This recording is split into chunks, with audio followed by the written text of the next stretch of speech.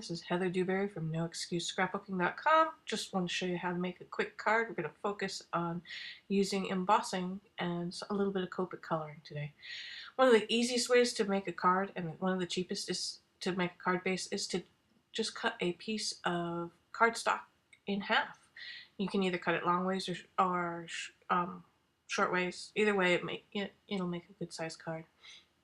All right. Now, to emboss, what I'm doing is I'm stamping with Versamark ink and then sprinkling some embossing powder on, and then you just heat it up. Tip for heating it up, you want to make sure that you just move it slowly. As the embossing powder melts, you'll see it melt. As it melts, move the heat gun. You don't want to move the heat gun all around because then you're not getting consistent heat. Alright, another tip is for you, if you have an ink embossing powder that you use all the time, store it in a plastic container, like one of the disposable Tupperware type things. But if it's something that you don't use very often, just store it in the jar like you regularly do, and make sure you're pouring the embossing powder out on your project over something like a piece of paper that you can fold. Put a crease in it so that when you are done using it, done using the embossing powder, you can pour the excess back into the jar and reuse it. All right. This is a fun embossing powder. It supposedly is glow in the dark. I haven't gotten it to glow in the dark yet, but that's because I haven't really been making sure that it's getting enough light and looking at it in the dark. I never remember to actually look. All right, I'm almost done. I'm just doing all sorts of different kinds of embossing powders because I have a ton. I've had a ton for a long time. I've been doing stamping for a very long time. All right, so that's done. I'm going to make sure I don't have any embossing powder pieces left over to cleaning that up. Oh, I've got one more thing I want to emboss before I'm done. This is one of those little potty people from Studio Calico, and I just pressed it into the Versamark and then dipped it into the embossing powder and then heating it up with a heat gun and using tweezers so that my fingers don't burn because it gets very hot if you don't use something to keep your hands further away from the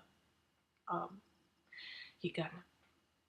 Right, I'm just using a scrap piece of paper to stamp the spaceship on, and I'm just using some copic markers to color it.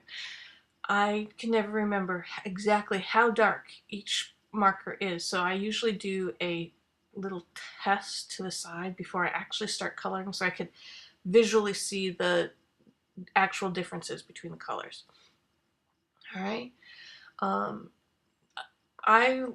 haven't taken a class in person on using copic markers.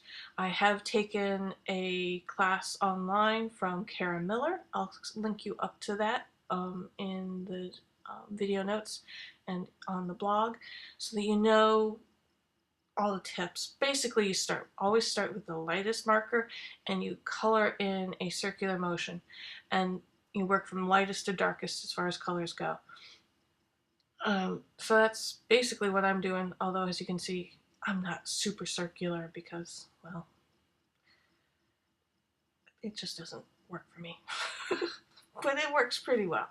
I'm really happy with how this one came out. And once again, lightest to darkest.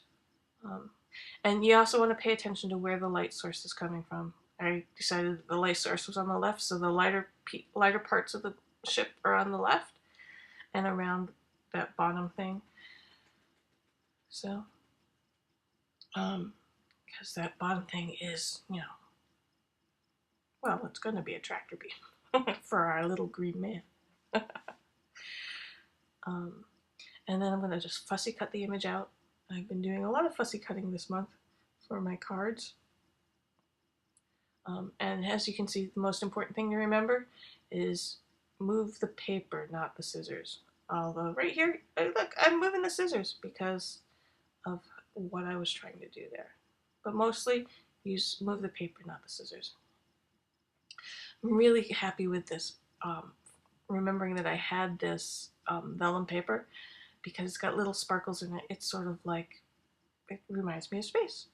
So That was sort of the idea behind that. And then I used a glue dot runner from Tombow, the permanent adhesive, because that's my preferred adhesive. And as you can see, the glue dots show through. I'm trimming off the ends of the piece there. So you can see the glue dots show through, and I couldn't decide whether or not I was happy with it. And I decided I was happy with it. It was a design feature, not a flaw, because it made it look even more like a beam me up kind of beam. I'm also popping this up on pop dots so that it gives it more depth. It looks like it's floating more. All right, and then I'm just going to attach my friend with a glue dot and press really hard to make sure the glue dot sticks to the man, and then he's done. I did decide to add a few more stars around the edges to help complete the pattern and give it a more finished look. Here's a little close-up for you. Thanks for watching. If you have any questions, make sure you stop by the blog, noexcusescrapbooking.com. I'll be glad to answer them.